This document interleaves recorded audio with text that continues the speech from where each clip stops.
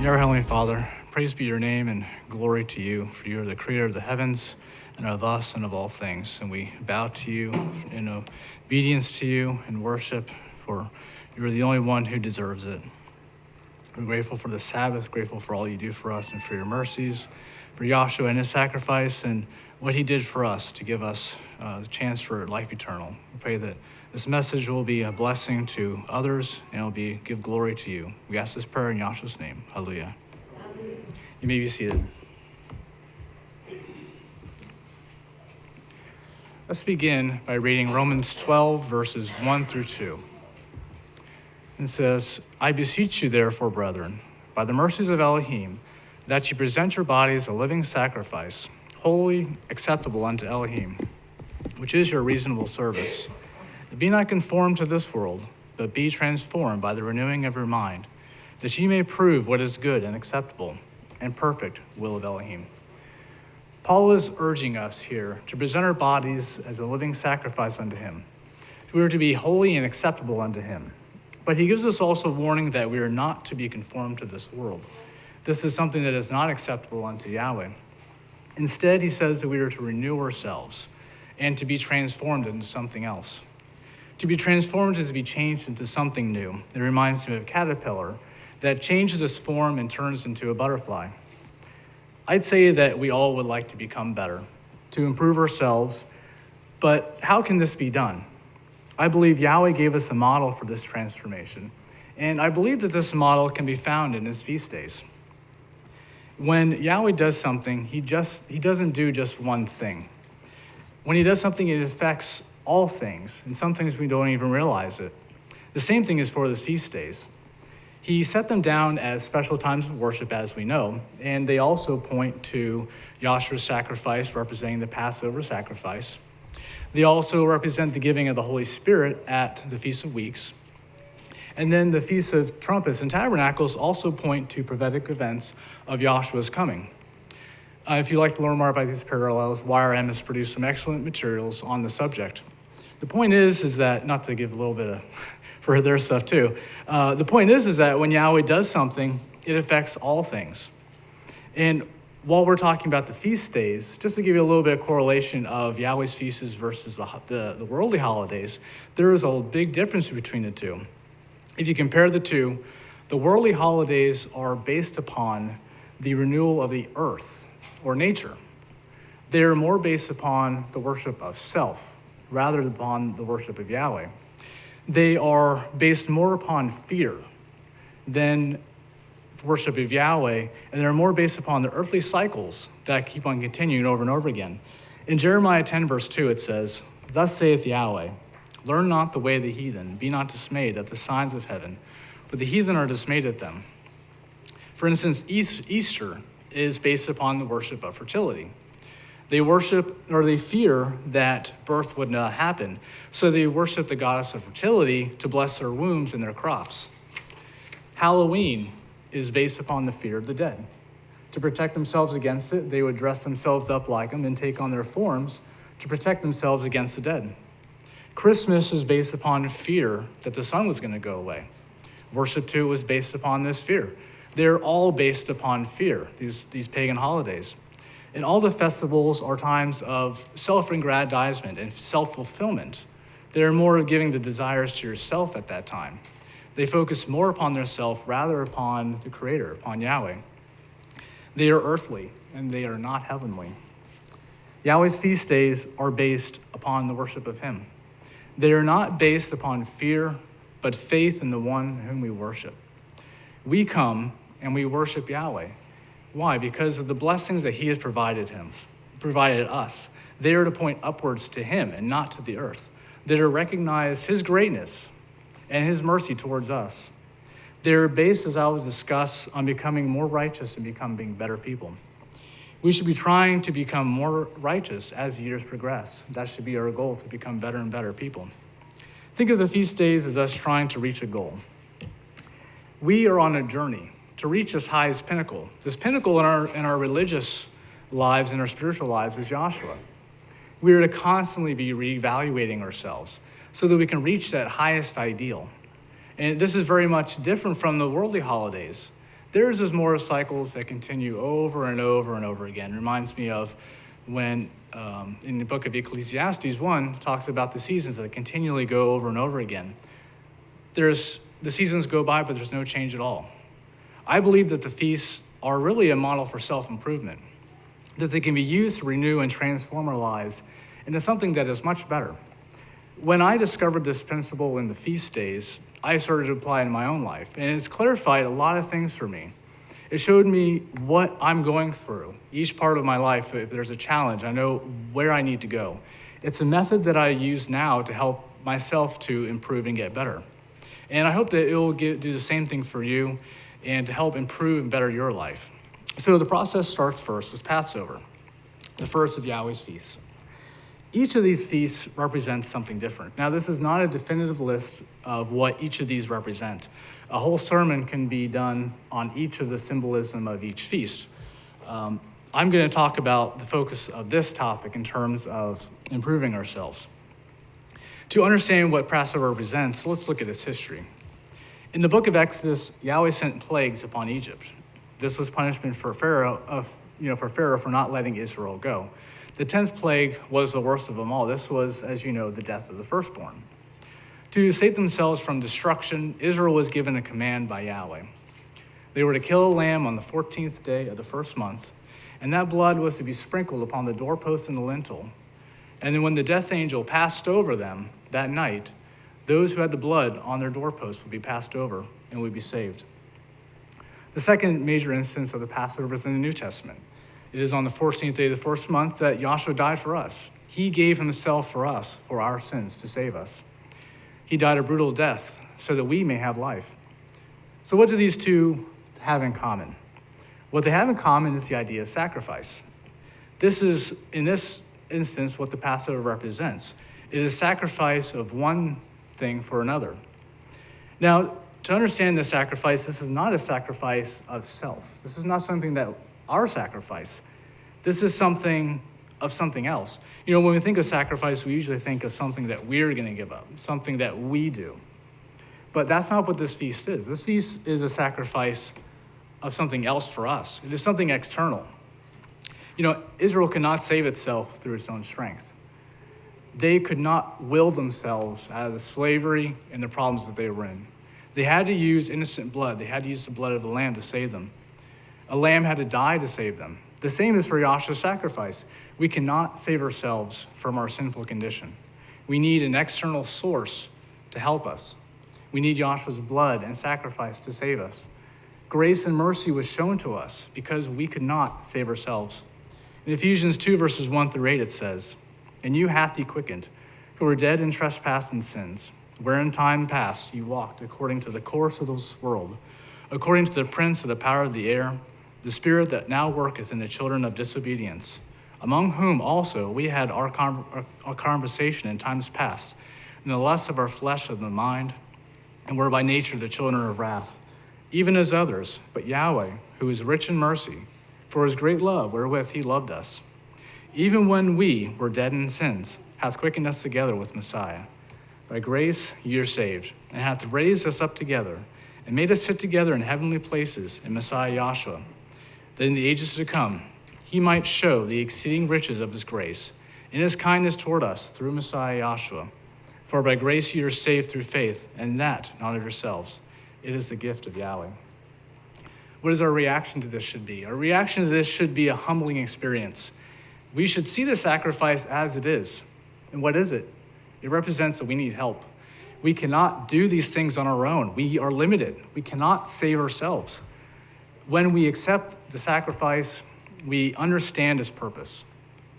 And what is that purpose? One purpose is to show us that we are mortal, that we are limited. The sacrifice should draw attention to our inadequacies. Most of the time, what do? We cover up our inadequacies. We try to hide our flaws. We don't want to face them, and we don't want others to see them. The sacrifice shows that we don't measure up, that we do need to have some growth, and that growth always starts with humility. This is the first step we take during Passover. Our first step is not to be the sacrifice, but it is to be humbled by that sacrifice. In Romans 12, verse 3, it says, "For I say, through the grace given unto me, to every man that is among you, not to think of himself more highly than he ought to think, but to think soberly, according as Elohim hath dealt to every man the measure of faith. All change and transformation must first start with this humility. So we see a sacrifice done for us, and it inspires us to do something about our lives. We see what has been done for us, and we realize that we really need to do better. We don't measure up to that highest ideal, that ideal that has been sacrificed, the sacrifice that has given itself for us. So then we come to the second step, and the second of Yahweh's feasts, and that is the Feast of Unleavened Bread. In Exodus 12, verse 15, it says, 7 days shall ye eat unleavened bread. Even the first day ye shall put away leaven out of your houses. For whosoever eateth leavened bread from the first day unto the seventh day, that soul shall be cut off from Israel. So what does this feast represent? Well, it represents two things. One, it represents cleansing. In the command, we are to rid our homes of leaven. And this isn't just leaven of bread, like yeast and just bread. In 1 Corinthians 5, verses 6 through 8, Paul also equates this leaven as sin. So this is not just bread, but this is all sin and bad things that we're trying to get out of our lives. So we see the sacrifice and are humbled by it. And then we look at our own lives. We see them for what they are, and we become disgusted by them. We see those things that don't represent the sacrifice, and we want to eliminate those things that don't represent it. It reminds me of the other night, our garbage can was giving out some gross smell, and I realized that I had to take some action. Usually I take out the garbage in the morning because I don't like to have to walk down the road to take out the garbage. But I had to do something about it. It was pretty disgusting. So that's the same thing with our lives. You know, when we realize something is so pure and so wonderful, and then we see ourselves, we're like, wow, we need to do something about this. And thus we cleanse out our lives. We see the sacrifice, and it inspires us to do something greater. We want to rid our lives of anything that doesn't represent this sacrifice. The feast also represents consuming. We are commanded to eat unleavened bread. You know the phrase, you are what you eat. Well, it's the same thing with us. We are what we mentally eat, and those things make us who we are. We are what we watch on our phones and on television. We are what we read. We are who we hang around. Everything that comes into us affects us and changes us, because that which goes in is that which comes out. In Luke 6, verse 43 through 45, it says, For a good tree bringeth not forth good corrupt fruit, neither doth a corrupt tree bring forth good fruit. For every tree is known by his own fruit. For of thorns men do gather figs, nor of a bramble bush gather they grapes. A good man out of the good treasure of his heart bringeth forth that which is good, and an evil man out of the evil treasure of his heart bringeth forth that which is evil. For of the abundance of the heart his mouth speaketh. If you want to have good results in your life, then you have to put in good things into your life. And this can apply to anything that you do in life. Let's say that you want to learn something new. That you find someone who has achieved something great in that field.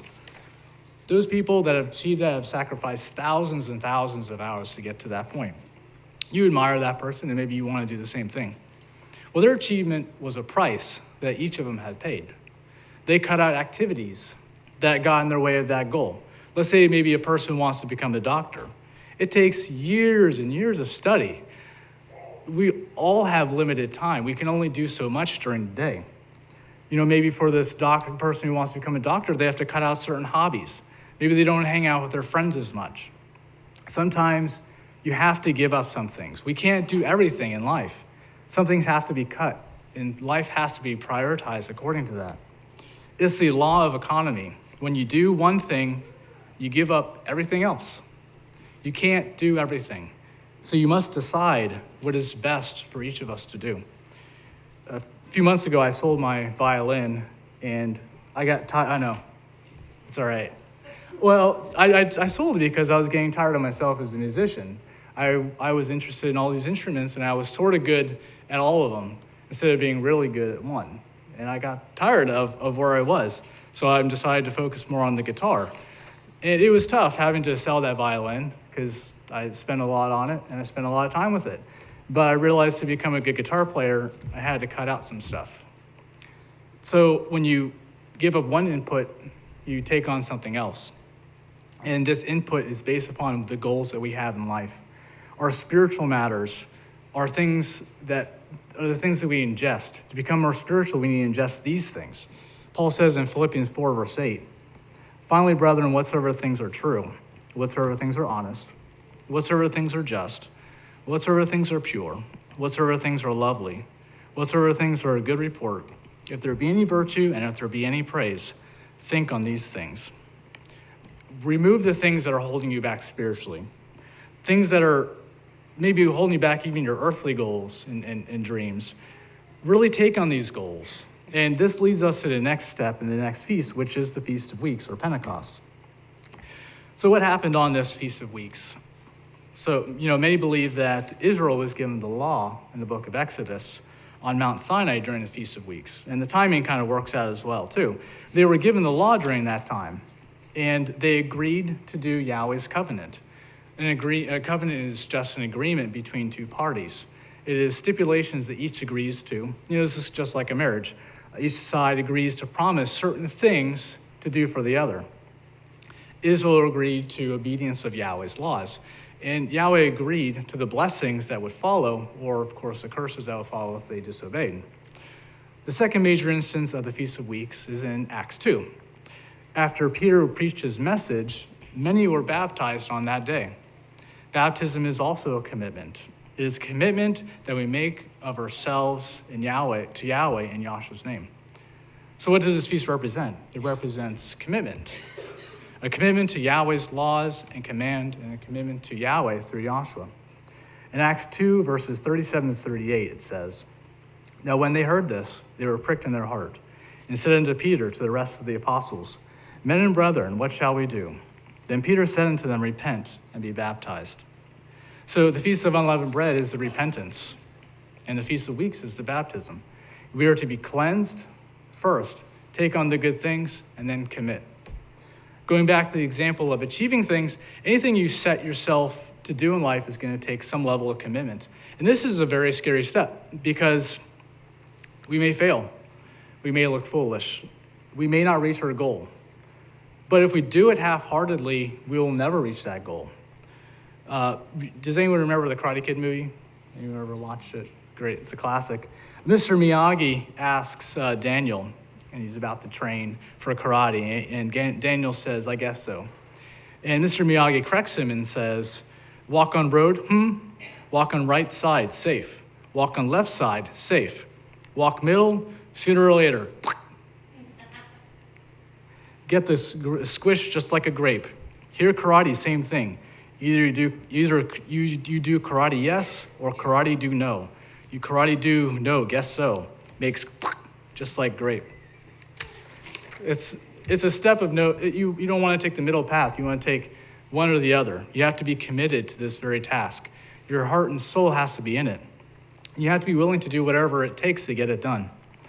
Yahweh likes us to be committed. He doesn't like half-hearted people. In Revelation 3, verses 14 through 22, it says, Joshua gives some very scathing, I have to keep on reading.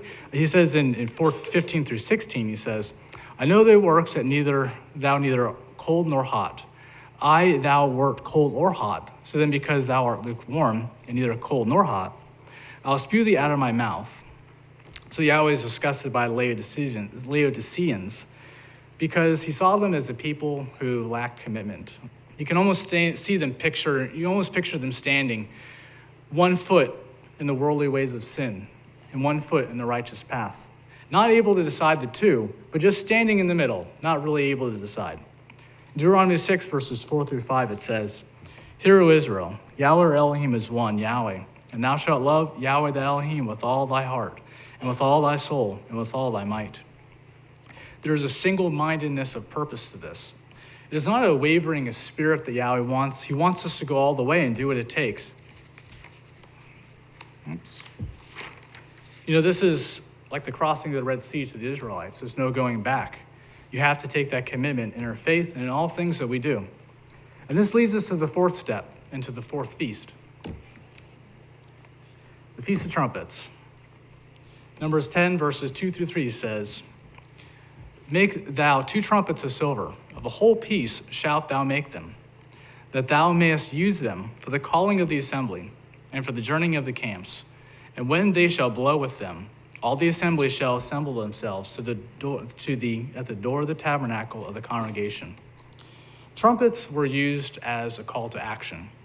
They were used to rally the troops. They were used to coordinate the actions of Israel. So what does this feast represent?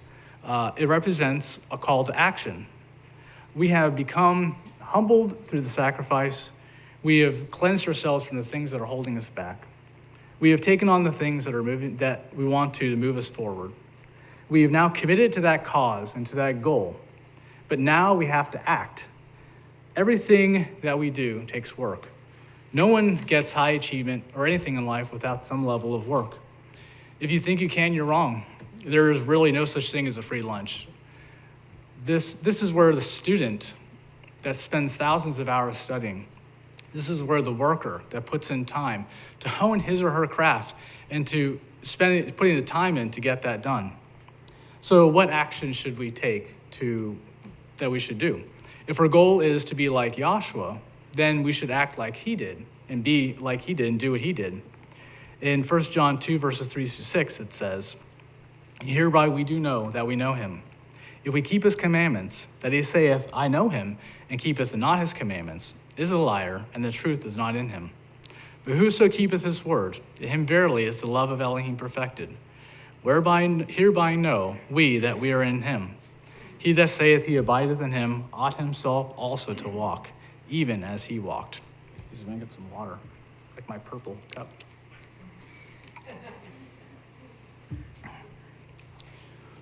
This is the first place to start, to be obedient to Yahweh's commandments. But how do we apply these commandments? We are commanded to love, but how do we show that love? This is a little bit more general advice than it is being more specific. Well, we are given some specific advice in Micah 6, verse 8. It says, "He hath showed thee, O man, what is good. And what doth Yahweh require of thee, but to do justly, and to love mercy, and to walk humbly with Elohim." James also adds this to say in James 1, verse 27, "Pure religion and undefiled before Elohim and the Father is this, to visit the fatherless and widows in their affliction, and to keep himself unspotted from the world." I don't know what each specific person's task is or what work you have to do, but because each person's may be different. Paul says in 1 Corinthians 12, verse 28, "And Elohim hath set in the assembly first apostles, secondarily prophets, third teachers, after that miracles, then gifts of healing, helps, governments, diversities of tongues." When we commit to Joshua, he is going to have some work for us to do. Each person has gifts and talents. In Matthew 19, Joshua asked the rich man to sell all he had. But he also asked Paul to preach to the Gentiles. He's not going to ask of each person the same thing. He may ask of each person something different. Maybe your work is simply just to show mercy. Maybe it's just to help those that are in need. Maybe it's just to be a light to the darkness in this world. Whatever it is that you are to do it right and do it well. And we must keep working no matter what. And this leads us to the next step in feast, or rather fast, which is the Day of Atonement. In Leviticus 23, verse 27, we have the command, "Also on the 10th day of the 7th month, there shall be a day of atonement. It shall be a holy convocation unto you, and ye shall afflict your souls, and offer an offering made by fire unto Yahweh." This affliction is a complete fast. And this is shown by different psalms like Psalms 35, verse 13, Psalms 69, verse 10, and Psalms 109, verse 24. Now, I don't know about you, but I don't really like atonement a whole lot, just confessions. I know that I feel closer to Yahweh on that day, and I know the spiritual benefit that I get from it. But it's uncomfortable. It's painful not to eat or drink for a whole day. I want to, ever since I was a kid, and I've been keeping it, I wanted to get to the Feast of Tabernacles. And I'm like, I want to get there, but I got to get through Atonement first. And, I'll discuss the meaning of what Feast of Tabernacles means. But you have to go through Atonement to get there. You got to go through that pain and suffering to get to that point. And I believe Atonement, for this purpose of this message, symbolizes this. It represents enduring through the pain. It represents pushing past the pain, We've been given hard work to do. Work sometimes is difficult. Sometimes it's not enjoyable to do. Sometimes you don't really feel like doing it. Sometimes you just have a bad day. You don't feel like doing something nice. Sometimes life just seems too hard. I use this desert scene in the picture here for a reason.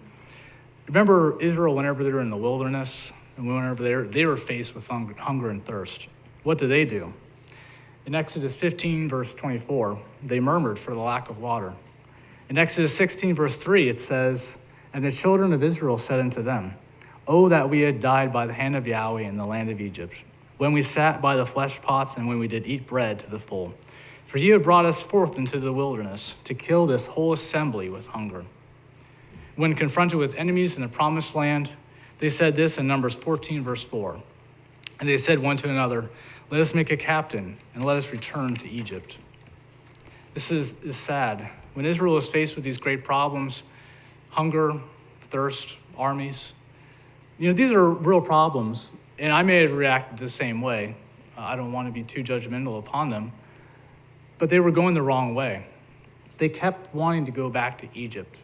Egypt, what does Egypt represents? It represents sin, but it also represents the old way of life, how things were before they started this journey. They sought the, quote, comfort of things, but it really wasn't comfortable. It was just something they were used to. We too will be faced with challenges and pain.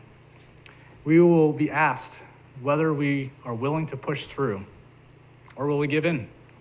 To go back is to deny the sacrifice that started this journey in the first place. Our spiritual journey, if we do this, if we deny this sacrifice that we are to do, we will deny Yahshua's sacrifice. We are asked very serious questions during this Day of Atonement. Atonement also represents fasting, as I had mentioned. What is this fasting? Well, we stop eating and drinking, as I mentioned, and it is symbolic of dying. Whenever you stop eating and drinking, you are not giving your body the things that it needs to keep on living. It is symbolic of dying. So I ask you this, are you willing to die for your goals? And it doesn't have to be actual death. Are you willing to sacrifice yourself for whatever you want to achieve, for this endeavor? For the instance of our spiritual lives, are we willing to give everything that it takes for our spiritual lives? Every hero that you look at, there's a reason why we are drawn to the hero character. And one thing in every heroic tale is a hero is asked this. They get to the end of their journey, and they're almost there, and they're faced with this problem of existence. They are asked, do I give myself for this cause, for this goal of good, or do they go back to the old life, die as weak, and never go on and do what they're supposed to do? Yahshua himself was faced with this very same problem, and in the Garden of Gethsemane, he prayed too that task of his sacrifice might be taken away. But he knew what he had to do, and he knew that sacrifice was for the greater good. Work is hard. It is painful. I remember when I was training for my third-degree black belt test years ago, and I had broken my arm earlier in the year from blocking a kick. And I had a lot of hip pain too at the time, and because stretching hurt. Taekwondo is all about stretching and kicks, so I hurt myself too much. And every time I moved, it was a lot of stabbing pain in my hip. But I wanted to get that third-degree black belt. So I went to classes, and I pushed through the pain, and I took Motrin, and then I took the test, and I passed. It hurt, but it was worth it. I wanted it. Unless you push yourself, you're not going to achieve the results that you want. And this leads us to the sixth step in the sixth feast, the Feast of Tabernacles. In Leviticus 23, verse 39 to 40, it says, we had this command, it says, "In the 15th day of the 7th month, when ye have gathered in the fruit of the land, ye shall keep a feast unto Yahweh 7 days. On the first day shall be a Sabbath, and on the 8th day shall be a Sabbath. And ye shall take on you on the first day the boughs of goodly trees, branches of palm trees, and boughs of thick trees, and willows of the brook, and ye shall rejoice before Yahweh your Elohim 7 days." This word fruit here is defined in the Strong's as income, produce, literally or figuratively, fruit, gain, increase. So what does this feast represent? It represents the blessings. It represents what we have reaped from our sowing. It is the result of the work that we have done. I believe it's also the only feast where it says, and we are commanded to rejoice. We are to rejoice in our labors. At the end of creation, Yahweh was glad for it. He rejoiced each day of his work. In this journey, you have come a long way, and we are to rejoice and be glad in what we have done. Let's not forget about this part. It really is an important step. Yahweh gives blessings for us in keeping his commandments and keeping his covenant, and for staying true to him. And it's really hard to do anything unless you're going to get some results from those things, and to be working for a reward. Would you go to your job if you didn't get paid? I know I wouldn't. Don't tell my boss. What if you work 40 hours a week and he just gave you a pat on the back and said, good job? You'd be like, well, I got to pay my bills. I got to provide. We want to see results for the work that we do. Yahweh's blessings are for the life to come, but I believe that they can be for this life as well. This isn't prosperity doctrine. Blessings are more than just money too. Maybe you're blessed with peace of mind. Maybe you have stronger family connections because of this. The prosperity doctrine is really this. It's doing nothing and hoping for everything. This is hard work and sacrifice. Then rewards and results will come. Many in our age will look at our wealthy today as maybe privileged. Maybe they have too much and they just need to give it away because they have too much and we don't have enough. That they're just, quote, lucky in life. I see the wealthy more as hard workers. I see that they have pushed through a lot of pain to get where they are. They worked hard. They've sacrificed for those things. There's really no such thing as something for nothing. If you believe that there is something for nothing, then you're being sold something, and it's not good. There are rewards for your labors. In Matthew 25, verses 14 through 30, it says, I think I have enough time to read that. Oops. It says, "For the kingdom of heaven is as a man traveling into a far country, who called his own servants and delivered unto them his goods. And unto one he gave 5 talents, and to another 2, and to another 1, and every man according to his several ability, and straightway took his journey. Then he that had received the 5 talents went and traded with the same, and made them other 5 talents. And likewise he that had received 2, he also gained other 2. But he that had received 1 went and digged in the earth, and hid his master's money. After a long time the master of those servants cometh, and reckoneth with them. And so he that had received 5 talents came and brought other 5 talents, saying, Master, thou deliverest unto me 5 talents. Behold, I have gained beside them 5 talents more. His master said unto him, Well done, thou good and faithful servant. Thou hast been faithful over a few things. I will make thee ruler over many things. Enter thou into the joy of thy master. He also that had received 2 talents came and said, Master, thou deliverest unto me 2 talents. Behold, I have gained 2 other talents beside them. His master said unto him, Well done, good and faithful servant. Thou hast been faithful over a few things. I will make thee ruler over many things. Enter thou into the joy of thy master. When he which had received the 1 talent came and said, Master, I knew thee that thou art a hard man, reaping where thou hast not sown, and gathering where thou hast not strawed. And I was afraid, and went and hid thy talent in the earth. And lo, there thou hast that is thine. His master answered and said to him, Thou wicked and slothful servant, thou knewest that I reaped where I sowed not, and gathered where I have not strawed.